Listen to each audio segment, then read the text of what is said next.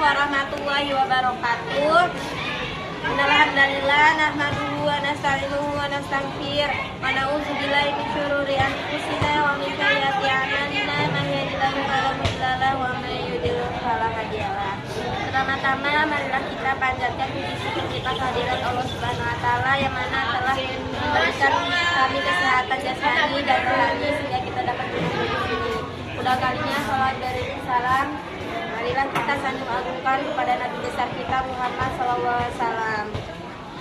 Ketiga kalinya berdirinya saya di sini, saya ingin mempresentasikan hasil peta imagery saya yang berjudul Fluida Stat. Yang terhormat Bapak Lukman Hakim SPD MM selaku Kepala Sekolah Man 1 Bandar Lampung. Yang terhormat Bu Durul Jauriyah SPD yang selaku guru pengampu mata pelajaran fisika.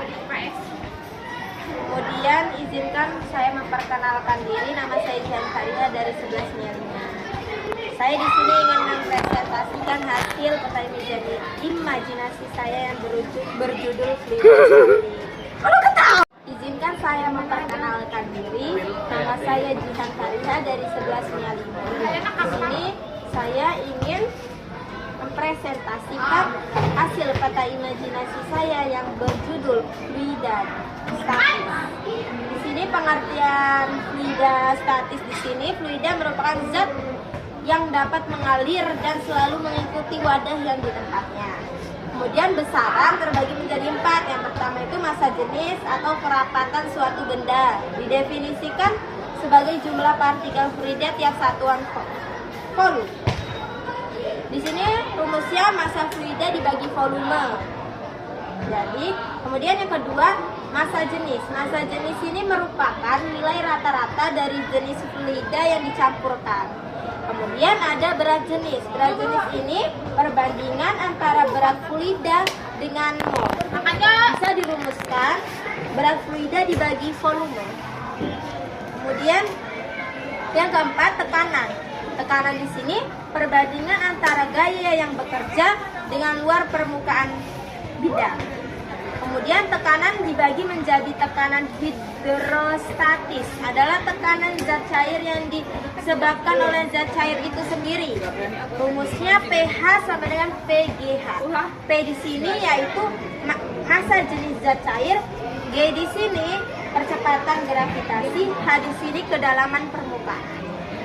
Kemudian hukum Pascal mempunyai rumus F1 dibagi A2. F1 di sini gaya tekanan zat cair pada piston 1, kemudian F2 di sini piston 2, kemudian A1 di sini luas permukaan piston 1, kemudian A2-nya piston 2. Hukum Archimedes dikemukakan oleh Archimedes bahwa dalam zat cair suatu benda mendapatkan gaya keberat zat cair dipindahkan oleh benda. Kemudian gejala fluida di sini, yang pertama, tegangan permukaan gaya yang diberikan oleh selaput permukaan, tiap satuan diberikan oleh panjang permukaan. Kemudian yang kedua, gejala kapilaritas adalah gejala naiknya air yang meresap. Kemudian yang terakhir yaitu viscositas adalah dan hukum Stokes adalah ukuran ketentuan fluida. Mungkin hanya ini yang bisa saya sampaikan, kurang lebihnya saya mohon maaf, kepada Allah saya mohon ampun. Wassalamualaikum warahmatullahi wabarakatuh.